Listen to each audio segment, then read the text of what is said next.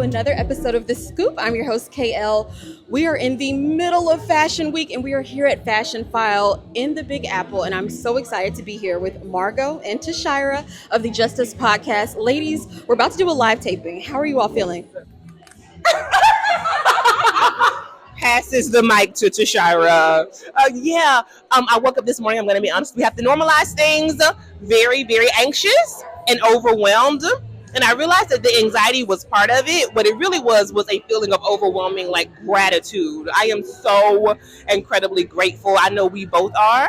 Thinking about our stories, our bouts and our touches with breast cancer, and to know where we are today at Fashionphile. Tremendous. What about you, friend? How are you feeling? I'm so excited. I'm a little nervous. You know the green emoji? I was feeling like that, but I'm really ready. Now, you all touch on social issues, everyday life, and you make it approachable and relatable. How is that even possible? I mean, I feel like I really know you guys, and I can always find something in an episode that hits home for me. Yeah. How do you do that? Thank you. We're doing it. No, we started this to be an alternative option to the 24-hour news cycle. I don't know exactly. I mean, it is very natural for us. It's just us kind of having some of the conversations that we would have just at night or during the day in front of the camera. But we're talking about things that are deeply important to us, and we know that if we're feeling them, other people are feeling them too. Yeah, I totally agree with that because Margo and I are best friends, and we have been that way for quite a long time. We've been through all kinds of ups and downs and celebrations and struggles. And so I think what people really are feeling and seeing is a friendship in bloom.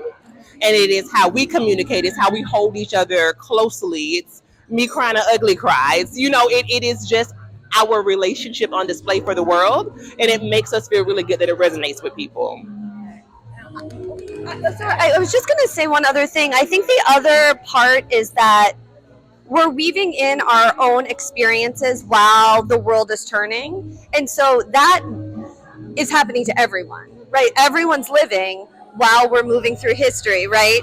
And so I think particularly at a big age, we often feel very lonely, right? That our experiences are isolating or no one can relate. But once we bring them out into the open, it kind of, when you normalize all of the things, nothing becomes too touchy. Yes, because we all are there. We're all experiencing. Right, exactly. And speaking of big age, we've got to talk about Liz, because look, I'm in the big age too, child. Okay, look at me scooting close like girl would. I'm in the big age too. Are we going to talk about menopause? No, but I do want to talk about a little bit of imposter syndrome. So I will say, with it, I know, but with it being New York Fashion Week, I saw so many posts on Threads and Instagram of, the girlies saying, oh, I'm feeling a little imposter syndrome going. And I'm the person that's like, I'm going to go after it. I mean, like here today, I was like, I'm going to email you guys and see if I can come interview you. What is a bit of advice that you can give to the viewers on how to overcome it? For me, it's first to recognize it, because the moment I had this morning, as I mentioned, it started with anxiety, and it started with, what if everything goes wrong? What if the chairs don't arrive? What are we going to do with the QR code, right? And so I had to recognize, okay, this is a negative self-talk. This is you being in your head. And when I took a moment to be mindful, to be grateful, to meditate a bit, to breathe deeply, that's when I was able to say, but you're really the baddest bitch. Period. Okay. You know what I'm saying? Also, when she had her friend buy her a $9 coffee. That helped. It aided in the greatness. Okay. It's so interesting that you asked this question, because we talk about this a lot, obviously. And I think one of the deepest blessings I feel about this endeavor is that when Tashira is feeling imposter syndrome, I'm often not. And when I'm feeling it, she's not. And it's like, when you trust someone, you know that they're not going to bullshit you, right? And so this morning I was feeling fine. Mm-hmm. Then I spilled an entire iced coffee on myself in the cab here, and she was like, "You're just getting it out of the way, Margo, right?" Right. No. Yeah. So these blips and these small things are going to happen, and I think with imposter syndrome, we magnify those things. And 5 years from now, we're not going to remember the small things. We're going to remember the vibe and the energy and just the amazingness of this moment. So that's what I think we have to rest in.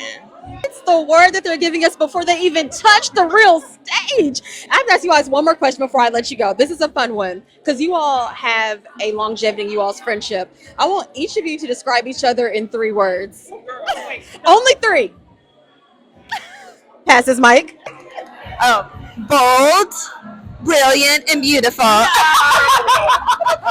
try it, bitch. Go back to the drawing board. Okay. That's my friend from law school.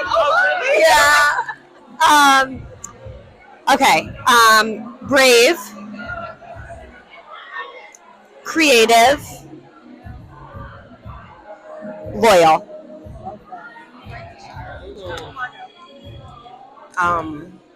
Some of these are going to be the same, honestly.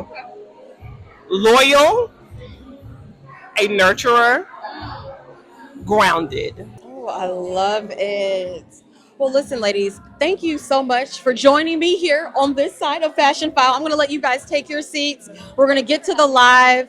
Can we just pause for a second? Because I have to also congratulate you Oh. on what you were doing. Thank you. And you being bold and you moving past any imposter syndrome. Don't make and me we cry, are girl. grateful. I'm a Pisces. I'm serious. Because we are grateful for you in this moment. Thank you.